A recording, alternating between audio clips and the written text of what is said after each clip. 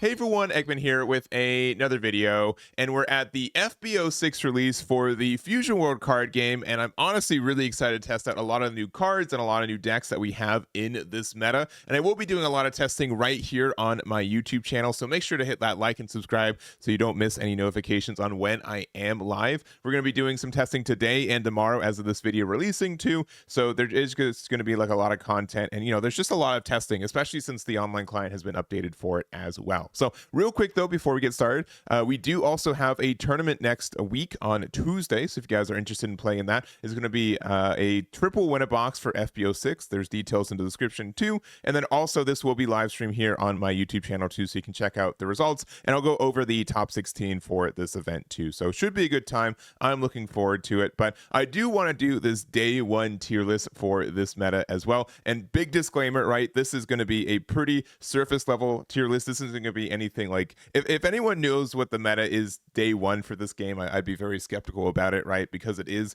a global release, right? And these are just kind of my opinions. When we get more event data and more, points for leaders being good or bad, I will be updating this too, but these are just my thoughts going on into this format. I'd love to hear your guys' thoughts too, what I got right, what I got wrong, and again, I will continue to update this. So if this is a couple weeks old, there's likely a chance I've made a new tier list video, so make sure to check that out if you haven't already, because this will be probably a little bit outdated. But going on into this format, I do kind of have 4 tiers, and they're kind of like wibbly wobbly like definitions for it, but I'll go through them real quick. So definitely good decks are just decks that I think are going to be good in this meta. I think they're going to top a lot of events, win some events too potentially, and these are decks that I think are just going to be generally strong, and I think safe bets for that. Likely good are generally decks that I think have a chance. These are either decks that are new or generally have like some new support that could help them out. Borderline is just that this is a deck that it's generally, well, you'll see what kind of cards I'm going to put into that.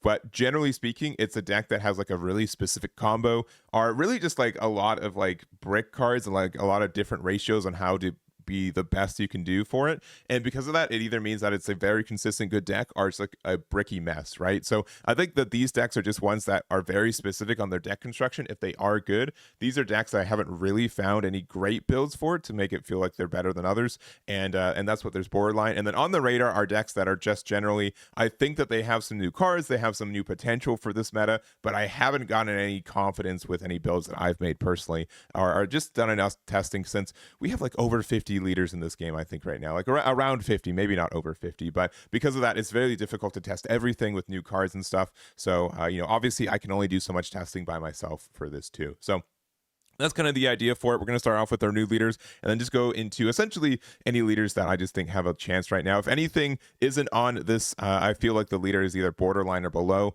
They're just not on my radar currently, but you guys can make me feel stupid for leaving one out. Let me know if there's any leaders I've missed for this one, but let's jump on into it. So first we've got Aandroidd 18, and I'm going to put Aandroidd 18 on the radar if I'm being super honest with it. I feel like the deck is a little bit undertuned for what it is. We are also really dependent on this promo Aandroidd 17 that we'll get on the client, I believe, in day one. I think it's already on there. You can earn it already, but without it, I think the deck just feels a little bit rough. So it's going to be tricky for it to be doing anything on paper until we get that card more fully released for us. So I do think that is kind of like a decision point for what this deck is doing. Like the battle that you get for this is good, but like if you want to be able to attack into like active cards, we have to play like a 3-drop field card too. So generally speaking, I just feel like this deck, like you get some like good battle stuff, but it doesn't really do anything right now. And I can be completely wrong about this too. It's the leader that I'm like the least amount of excited to play. I feel like the sequencing for it and it's just like you attack big numbers, right? So it's not very I feel like compared to the other decks that we get in this format in specifics, it's not very like dependent on your sequencing, right? It's very linear on how you do it. So I don't want to be wrong. I don't want to I don't care if I'm wrong about this too. This is just like the leader that I have the least amount of excitement for it. And if you guys are excited for it, don't let me stop you either, and let me know if I'm wrong, sincerely. Like let me know if there's a build that I don't know about, or if I'm just kind of underrating it, because I do want this deck to be good too. So next up, we've got the Sangoku Childhood, and I'm going to put this in borderline. And honestly, I'm just going to put King Goma here too. So the reason that I want these in borderline is specifically because these are both decks that have to run a lot of non-combo cards, right? Son Goku Childhood has to run a lot of extra cards. King Goma, same thing with field cards. And with that, it just means that this deck just has like this weird thing where it doesn't have like a lot of combo power. For King Goma specifically, it's like you have to kind of awaken very early, and then you just don't have a lot of cards to like defend yourself after you do. So I don't really know, right? Like these are decks that I really don't know how to correctly gauge. I feel like because it is just so dependent on your build, right? Like the ratios you choose, the number of the cards you choose. Like King Goma, I feel kind of have like two different routes on how you build it. If you play like the Majin stuff or not, I think both are mildly viable. And these are decks that are just we're gonna have to, it's on the borderline, right? Where it's gonna make or break in the next couple weeks if there are some viable builds for it, and if not, then the decks are just not very good, unfortunately. So that's just kind of my thoughts for both of these in general. I think these are just very, very build dependent. I think that if you have a build that you are very confident in, you should definitely go for it and do some testing and see how it goes with it. Sangoku Childhood can't be played on the online client right now though, because the secret rare is bugged. They've disabled it while they're still programming it, it seems. So that's going to be a little bit longer for that one to see if it's any viable or not. But I know a lot of people are going to be trying King Goma, and I think it has a chance, but I just haven't found a build that I feel super confident in. I just feel like it's like very bricky at times too, which is really tough. So next up, we've got Broly BR, and I'm going to put it in likely good, if I'm being honest. And this, I don't know if this is a hot take or not. I guess I'll find out as when this video releases, but Broly is cool and he makes these big 8 drops, but that's kind of just it, right?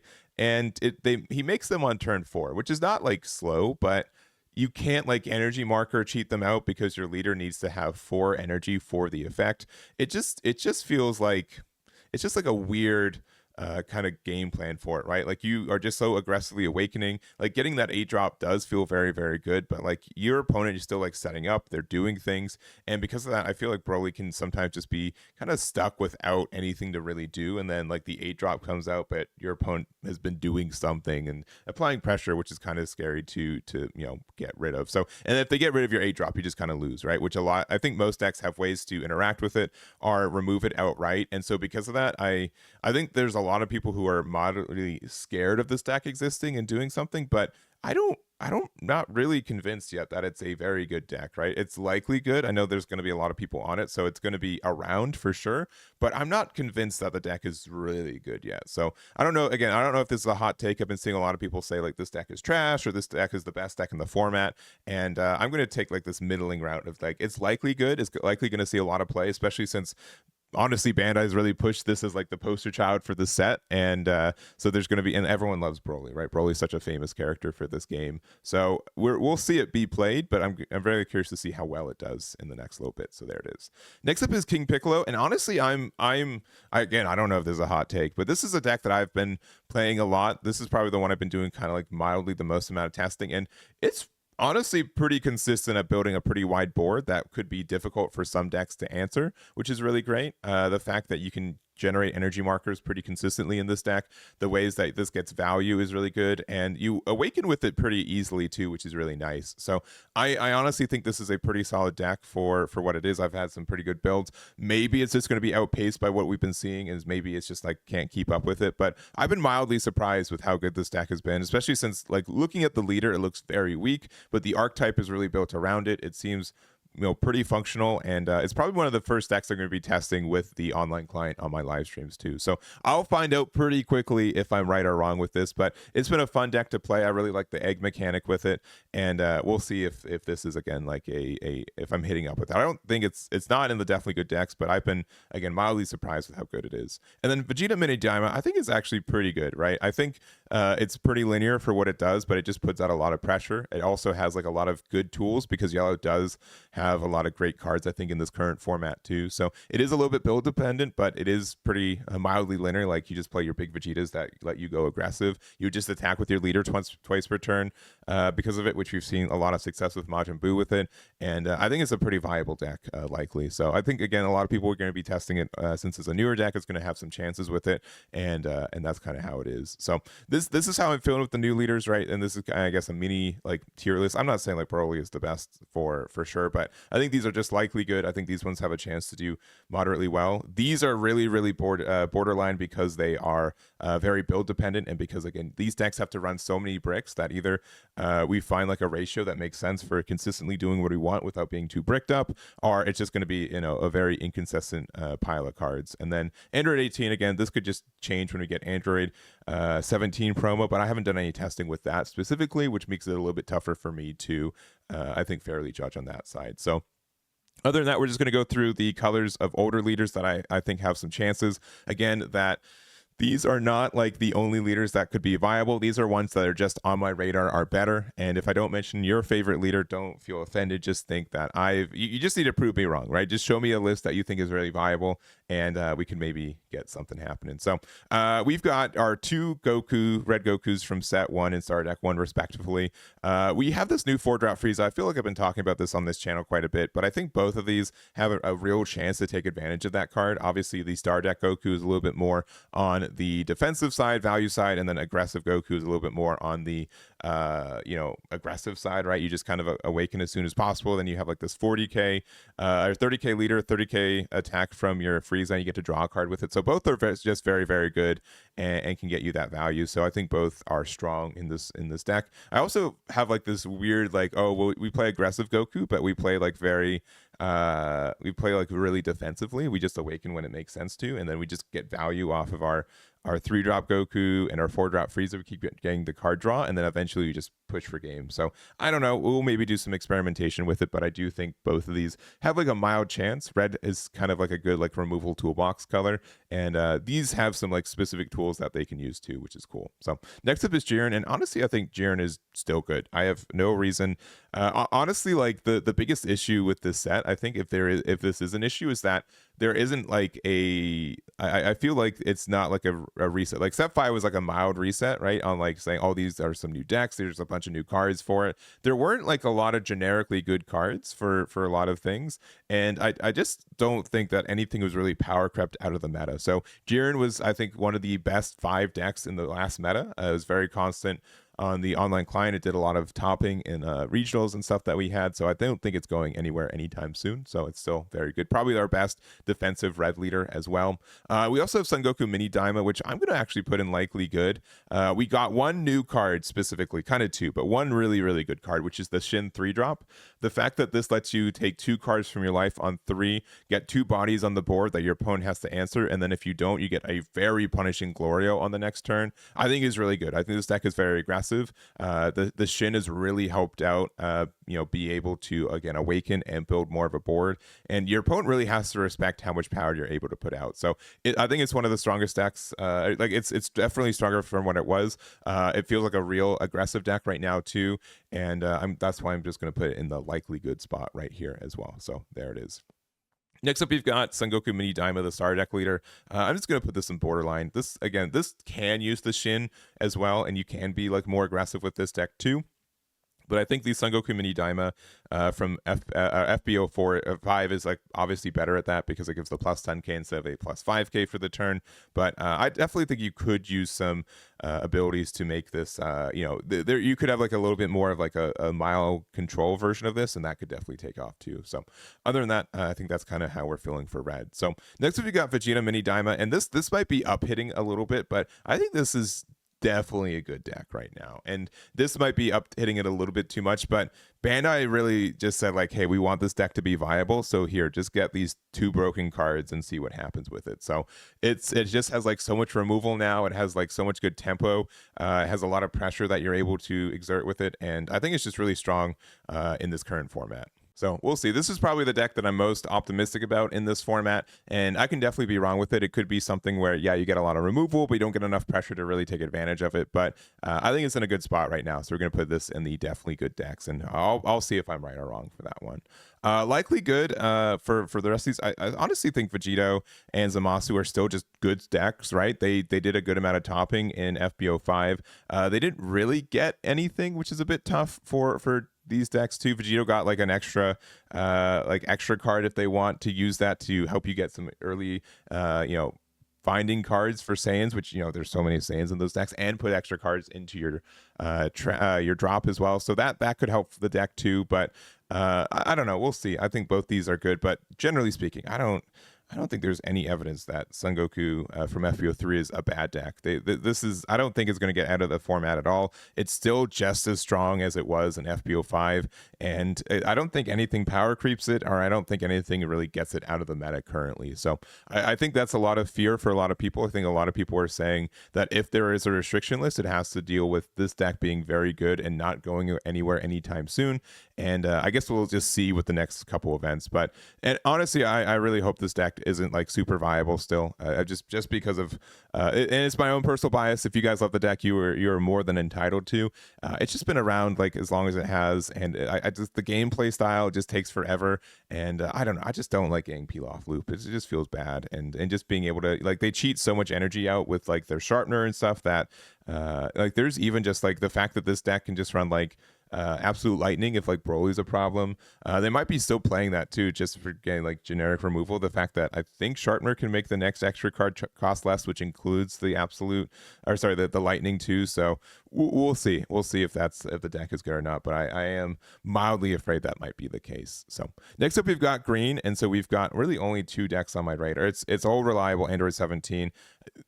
The deck is just still the best ramp deck that we have in the game, right? And honestly, I think 9-drop Broly, the new secret rare that we have from the set, Aandroidd 17 will gladly at least try to make that card reasonable for the deck, and I think they have a good chance for it. So we'll see if what builds exist, right? We've had like we've had honestly a lot of different builds for Aandroidd 17. We've had like more of like the double strike aggressive deck that I was able to get to God rank with last season. We also do have like some more control variants. We have like some mid-range stuff too. So it's just like such a toolbox color, or toolbox deck for the color, that it's very difficult to play anything else unless it has a gimmick such as like Broly BR. So we'll see. And then Sangoku, Son Gohan Childhood. My goodness, it got some new stuff. It's weird new stuff. I think it's just like a little bit too late for what it was. If it got it in like set 2, maybe it would be more viable. Like the fact that you could have like had a board wipe against like TOP could have been really good for Son Gohan Childhood, but without it, I think this deck is just still like a little undertuned. So I know a lot of people are going to be testing with it, but I don't think the support's really that good. And again, like Aandroidd 17 is just such a solid deck that it's difficult to do really anything with it. So we'll see. We're just going to keep that right there. So moving on to yellow, Janimba. Janimba was pretty good, I think, for most of the last format, and I don't really think there's any reason to say that it got any worse. Technically, it got a new Janimba card. Technically, I don't think that card is very good, but maybe I'm wrong with it. But I think there's a lot of decks that, this is still just like a really generically good deck. You get a lot of advantage. Like, you're very flexible in your deck building and what you want to do every turn. That I think Janimba still has a good chance to be a strong deck. And so if anyone still loves this leader, they can still play it. And then we've got Majin Buu Evil, which this deck is still just really good. Like, I don't know what to say. Like, this deck is still great. It also got some new tools that you can use with it. The new Majin cards work with some of your stuff too. So like Majin, I believe it's Ku. Majin Ku, I think is just a great 30k, 10k combo that you can take advantage of with this deck. And then later you can just pop it, so you get that advantage. So I think all of that's very strong for this deck. I don't think it's going anywhere anytime soon. And you'll see that like most of like the definitely good decks are just like the definitely like the decks that have been consistently good for the last little bit, and again I think are just going to stay that way. So we'll see. Next up we've got Vegeta, and this might be like a little bit on the lower end. I'm going to put it in borderline. Vegeta I think was really strong in the FBO5 meta and did get some tops there, but it is also just sometimes like a bricky mess a lot of the time. You have to run a lot of cards that don't have any of your counter right, or any combo right. The fact that you have to be able to like you get your 2 energy every turn, which is really great, but there's also we'll say like if black ends up being really good with like the 6-drop, then this deck is really it does mildly invalidate this deck, right? But I also feel like it has like the lot of tools to answer some maybe new threats that exist. So I think Vegeta's good. This is probably lowballing it a little bit, but it's definitely, I think, going to be tested a lot and might be in this meta. So there we go. Next up, we've got Bobbity, and this is just a deck. This is my pet deck. Don't worry about it. It's worse Majin Buu Evil, but hey, we got some new stuff. We have some cool things we can do with it, and I'm just going to put it there because, again, I love love this deck, and this is my tier list. So there it is. And we're at our last 4 decks. We've got our black leaders, and generally speaking, I think Gogeta, the new 6-drop, if nothing else, it means that a lot of people are testing this deck more. I feel like Gogeta's always been like a control deck, and it just didn't have any cards to really take advantage of that aspect. So because of that, I think that this deck is really, the fact that 6-drop just gives us something to do at 6, right? The fact that we can have, 5 energy and 1 marker, and we can play out our 6-drop, we can generate another marker with it, and then we can go again. Like, all of that's really, really great. The fact that it gets rid of cards without KOing is great. And so it just means that we have to be able to build a deck that lets us consistently get to high energy totals with like a good amount of advantage. But once we get there, like, Gogeta just has so much value, and we have so many ways to like loop value too, that I think this deck is going to be pretty good eventually. So we're going to put that there. And then for borderline, pretty much it's just like for the rest of these. I think that these are just decks that are just good in general. They have a lot of potential for what they're doing. I do think, like, specifically the new Chi-Chi, I think Bardock gets the most advantage from that potentially, but we've never really had like a control version of black, right? We've had like aggressive decks with maybe like more of like the baby Vegeta decks. And then we've had like the late game value decks, right? Or like the mid range decks with like Bardock and Sangoku GT being able to like, oh yeah, we can play like really good on tempo, but our tempo ends on 5, right? We top with 5-drop Bardock, and then that's it. That's the rest of this deck. So we do have chances, I think, to reevaluate these decks to be, again, more control heavy, have some chances to, be just very good with the 6-drop Gogeta. So these are ones that I think we can definitely test with. I just haven't done it with it, so I can't say anything. But I think honestly, maybe I'm just gonna put maybe Baby Vegeta. I think like the general Baby Vegeta package is still really strong too, so it's gonna be relevant. But we'll see just how much it is as well. So this is my tier list again. If you guys skip to this part of it, I do want to say a couple things. One, this is a day 1 tier list. This is based mostly on my opinions on a mild amount of testing. So this is very malleable. This is very volatile. If there's decks that you think are better or worse, please let me know. I'd love to hear it. Then also, these are like, I don't know, like, I think that these decks are just still good, right? Like, these have been like the best decks in the format mildly since FBO4, and we're approaching FBO6, and I just don't think they're going anywhere anytime soon. So we'll see if any of these likely good decks are consistent enough to be bumped up. I'd be really excited to see that if that's the case. And we also have like Vegeta Mini Daima, which I think this deck is just going to be good, right? They really clearly want this deck to be good, and I think they got what they want with it. So we'll see if that's the case. But there's just so much decks I want to test. I think a lot of these are really fun. Again, like Sangoku Childhood and King Goma, both of these decks are very deck building centric, and so it's tough to say how good it is without doing a lot of testing on a lot of different builds. But I do think that there could be something with them. I just it's either that, like, it's just such a 50-50. I want to keep it there. And I've been really enjoying King Piccolo, Sangoku Mini Daima, both these like aggressive leading side decks. And I also want to just do like a lot more testing with like Gogeta, because I think like that gameplay style is really fun. So that's going to be it for me. I hope you guys enjoyed this video. I'm really looking forward to doing a lot of testing as well. And this has been just a really fun format to be doing that with as well. So that's going to be it for me. Thank you for watching. Let me know what I got right, what I got wrong, and I'll catch you all next time.